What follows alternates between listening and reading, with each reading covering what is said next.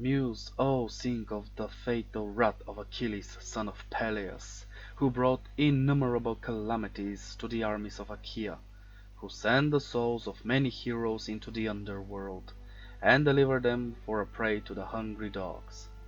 Feast for the birds of prey, so the will of Zeus became, after quarrelling and parting in a fierce quarrel, the mighty king Agamemnon, and godlike Achilles.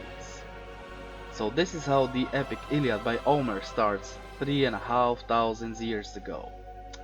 Greetings and salutations, fellow adventurers, it is I, LeoThrax, and it's been a while, I know, but today I come to you with my second game review. What happened to the retrospections? Let's say I got a creative block for quite some time, hope to resolve it soon. So, to the topic at hand, Troy, a Total War saga. Is it good? Is it bad? Let's check it out. Grab your pint of preferred beverage and some snack maybe, and let's go back in history and myth.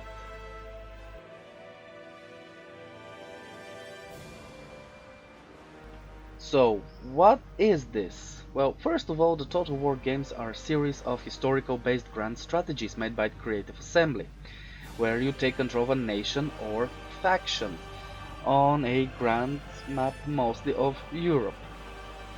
On that grand map you control the movement of your armies and the buildings in your cities.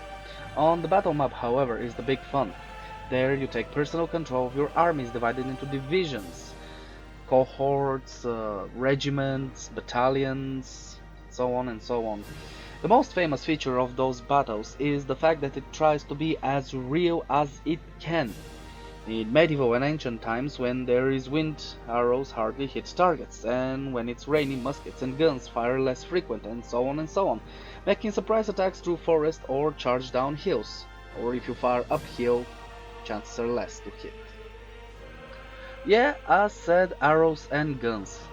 Yes, the games go through some of the best time periods. In other words, we have ancient Greece, the Roman Empire, the Dark Ages and the Hunnic invasion, the Medieval Age, the Japanese Sengoku Jidai period, the colonization of America, the campaigns of Napoleon, and the late 19th century Japan again, with the Meiji Restoration period.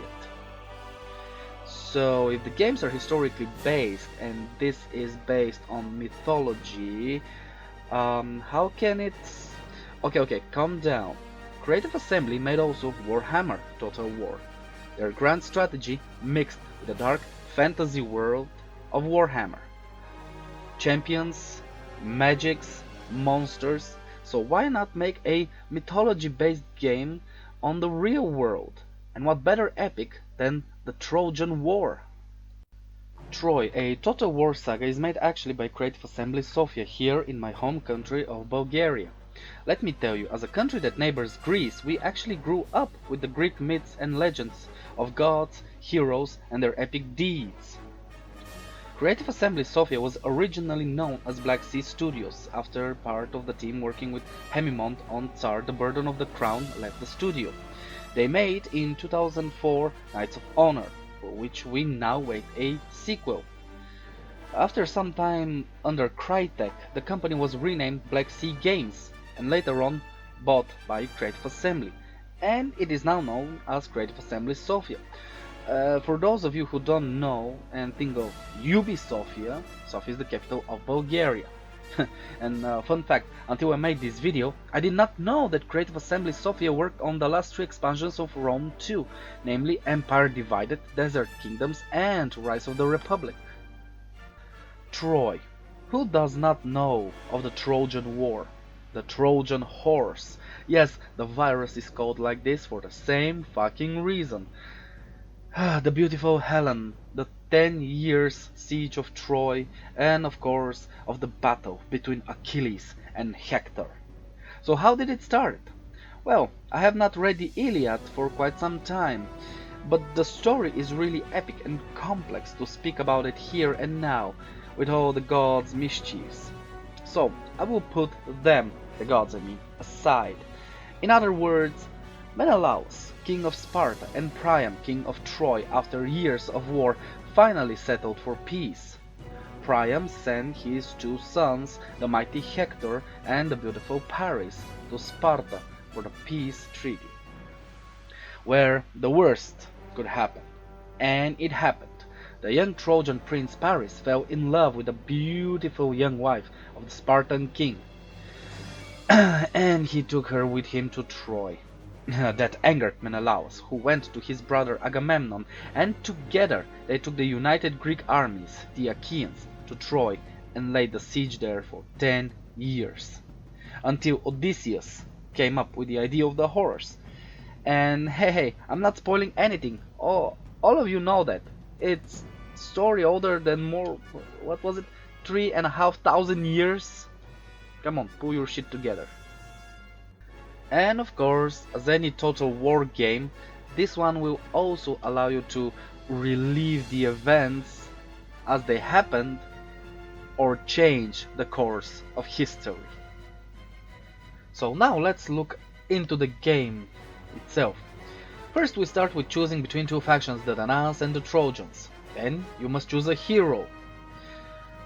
This is like a sub-faction in the war. On the sides of the Danaans we have Achilles, warlord of the Myrmidons, Agamemnon, king of Mycenae, Odysseus, lord of Ithaca, and Menelaus, the brother of Agamemnon and the king of Sparta. On the other side are the Trojans, of course. There we have Hector, prince of Troy, Paris, also prince of Troy, Aeneas, lord of Dardania, and Sarpedon, king of Lycia. Like in previous games, of course, all have different stats of characters. Some start easy in the game, others have it more difficulty. One thing that I love is separation between campaign and battle difficulty levels. Shogun 2, Rome 2 and Attila had overall game difficulty level. That means that while the campaign can be easy, the battles can be hard, and vice versa. Each hero you choose have 2 primary mechanics. For example, Achilles have Living Legend, where you must defeat specific opponents either by challenge them on a specific in-game panel or in actual battles. The other is Hot-Blooded Achilles. Achilles had been known to swing his mood, and it is represented in the game by this mechanic. By certain campaign events, his mood will change. This will affect his soldiers and his faction. All heroes have such mechanics, yet very different. So each game with other characters will be completely different experience. For example, Odysseus can recruit troops from enemy territory, and Menelaus can colonize ruined city by sending colonists with resources instead of leaving half the army in the ruins. Also, let's not forget that this is based on mythology with gods, the divine favor. I do love this new mechanic. There are 7 gods in the game: Zeus, Hera, Poseidon, Ares, Apollo, Athena, and Aphrodite. You can pray to them and that will give you small bonuses, or you can make a hecatomb and receive greater rewards. Hecatomb actually means to huge sacrifice of 100 bulls. When you perform prayers and hecatombs, you raise the cult level of the god. All gods start at neglect, then you have respected, celebrated, and worshipped. Each of those levels grants more and more bonuses to your faction. Have in mind though, that prayers can be made each turn for different gods. Hecatombs, on the other hand, can be performed every 4 turns. Also, both prayers and hecatomb take resources to be activated. The resources are food, mostly used for basic units, wood and stone for buildings, bronze and gold for elite units and high-tier buildings. During the course of the campaign, you will fight many enemies, and many will seek diplomacy. You can break peace, declare war, ask for passage for your armies through neutral or friendly territory, or exchange resources. Also, you can issue royal decrees. They are strongly connected to the 5 resources. If you focus on wood, military buildings require less wood and time to build, plus there are bonuses for your archers. Bronze is all about medium-type army units and lower action costs for agents and heroes. Stone lower the costs of buildings whatsoever and boost happiness. Food is to harvest more and less cost on food production buildings. also bonuses for light army units and gold, focusing on bonuses for the army and especially for the heavy units. Now those units bonuses are less upkeep, better damage, better defense and mobility. The heroes and other champions gain experience when they fight, and you can choose what kind of traits they can have. Each character, when gain enough experience, can put a point either in main or specialization skills. There are 4 different skill types. Ability, skills that grant additional battle abilities. Units, skills that grant buffs to units under this hero. Campaign, skills that grant effects to this hero's army on the campaign map. And personal, skills that improve the hero's stats in battle. Also, there is equipment in the form of armor, weapon, mount, and followers and items, all giving different bonuses and can be used by all heroes. One item at a time, of course. Agents. There are 2 types, common and epic. Common agents include envoys, who are diplomats that can sow dissent in the enemy and bolster your forces. Priestess that can perform rituals for your cities and armies and make evil omens on the enemy. And spies are assassins and saboteurs. Epic agents include the Gorgon, which can inflict fear in the enemy. The Satyr, he can buff your army and debuff the enemy. And Seers allow you to spy on the enemy. Now they look the same by basic mechanics, but the epic agents are more powerful and can succeed better than the common agents. Also, epics are harder to recruit.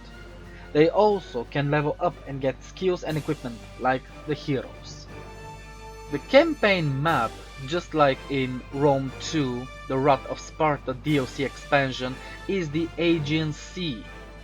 You conquer settlements that are part of bigger territory. When you capture all, you can issue edicts. You can build military buildings and civic resource buildings, but also special ones like shrines and temple to the gods, or in the case of Achilles, special barracks that can produce the fabled myrmidons. And now, the main attraction, the combat. In the beginning of the campaign, when I fought my neighbors, I found it difficult to distinguish my troops from the enemy. You see, I like to remove much of the markings for better immersion, but when I finally start fighting Trojan allies, it was different. The thing is that the early units are the same for almost everybody, plus that they were in similar colored outfits. But this is good. They are from the same part of the country, you know? They are one and the same. For example, remember Shogun 2? With one mod that made it more real, actually, you can distinguish your troops from the enemy only by the flags on their backs. Now, battles are actually real here. I mean, for the time period, we did not have Spartan phalanx or Roman legions. So when I saw how when the units clashed, unlike before, they did not stood as one, but actually break ranks. Fought in a very chaotic way, like in a real battlefield of ancient times when you did not care about the brother next to you, but to cut down every person wearing different armor or color. The units varies mostly between infantry and archers. There are almost no cavalry. Yep, no cavalry. There are chariots though, of course, and I love how they almost stop when you try to move them through forests. The thing that mostly look like a actual cavalry are the centaurs. And no, I'm not talking about half man and half horse people. Think of the Hercules movie with Dwayne "The Rock" Johnson. They're actually a tribe of horse riders that are so good on the back of their horse, people think of them as one creature.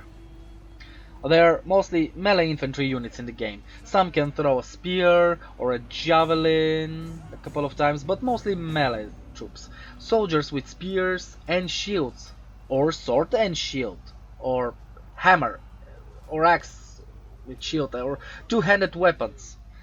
And the range units vary between rock slingers, javelin throwers, or archers.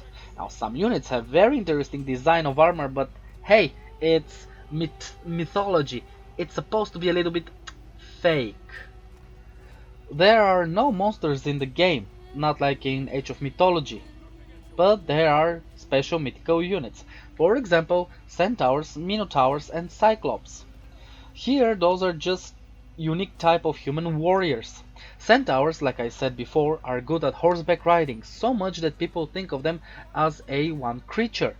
Cyclops are huge guys with the skull of a dwarf mammoth, with a large nasal cavity looking like one eye socket, giving the impression of one eye, and swinging a club with a ram skull on it.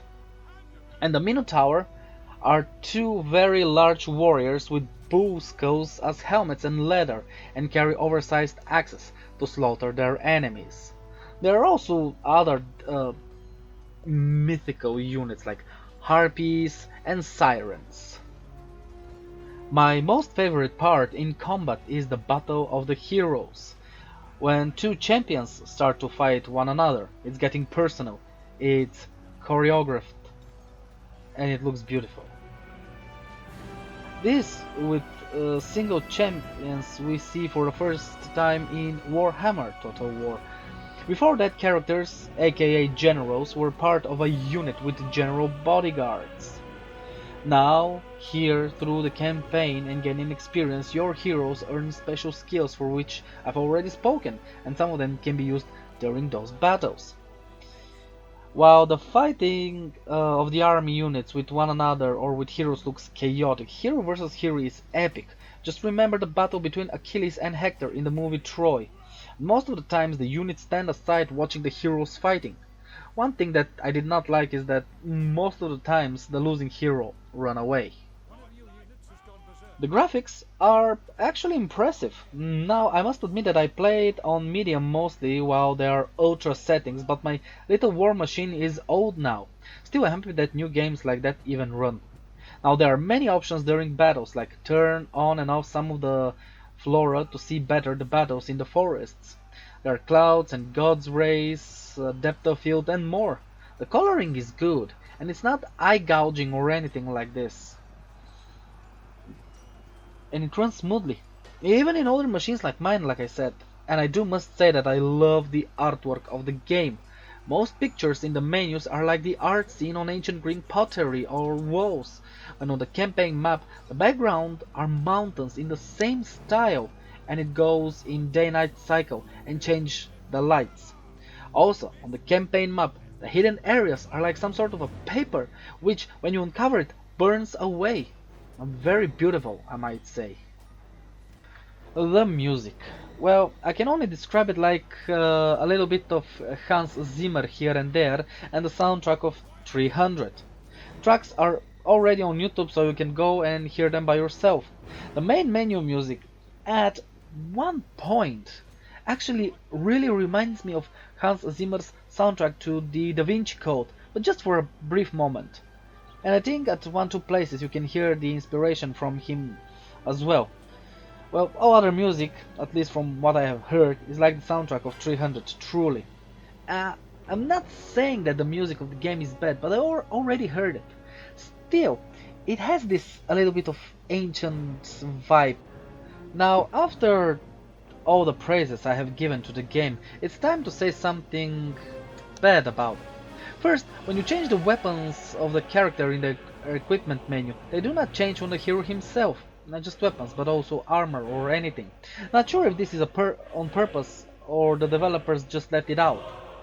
Second, there is no multiplayer. Come on people, even Thrones of Britannia had multiplayer and it was a failure. And the worst thing? There is no blood. Not a single drop of blood in the game. That would definitely be in some sort of a DLC. Come on, Creative Assembly. Now, I know you put the game to be claimed for free in the first 24 hours, and I would understand for us to pay for Blood Pack DLC. But after the 24 hours were gone, no, nothing. The Blood Pack would not be even the first DLC. You do this since 2011's Shogun 2. This is truly outrageous. The game is now €50 in Epic Store, and if you ask me to pay 5 or more euro for Blood DLC, you can stick it you know where. That's why there are still pirates, for fuck's sake. Well, I think I covered most of it. As you can understand, I did not spend hours upon hours of playing with each and every faction and character.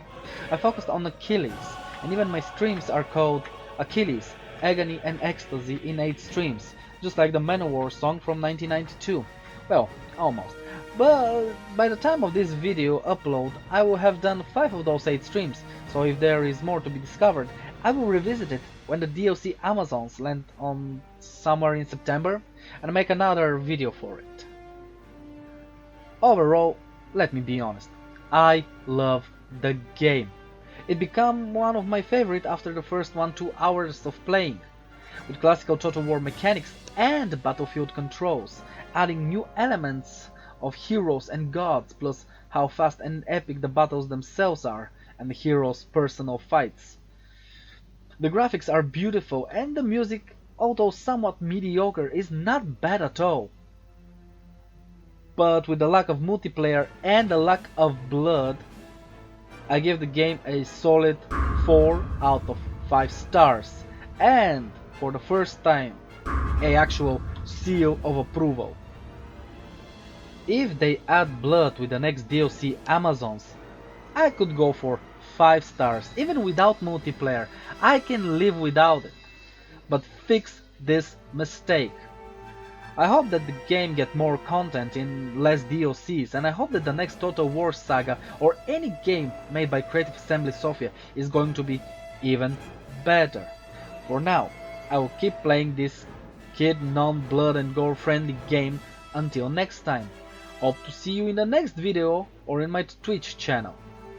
I stream every Monday, Wednesday and Friday, or at least I try the last couple of months, at noon Central European Time. Follow me there, Twitter or Instagram, even Facebook. So thumbs up if you like the video, or thumbs down if not, and hit the comment section to say why. Leave your comments of criticism and or advice, and I'll gladly read it to improve myself. Also, if you have suggestions to what you would like to see from me, again, in the comments please. If you want to see more from me actually, hit the subscribe button and then the bell icon next to it to get notified when the next video is uploaded. Oh, and a question. Should I make a playlist in Bulgarian in the channel? I don't want to make a separate channel for Bulgarian language. So, have a nice day or evening. Don't forget to level up, save often, and remember that fortune favors the bold.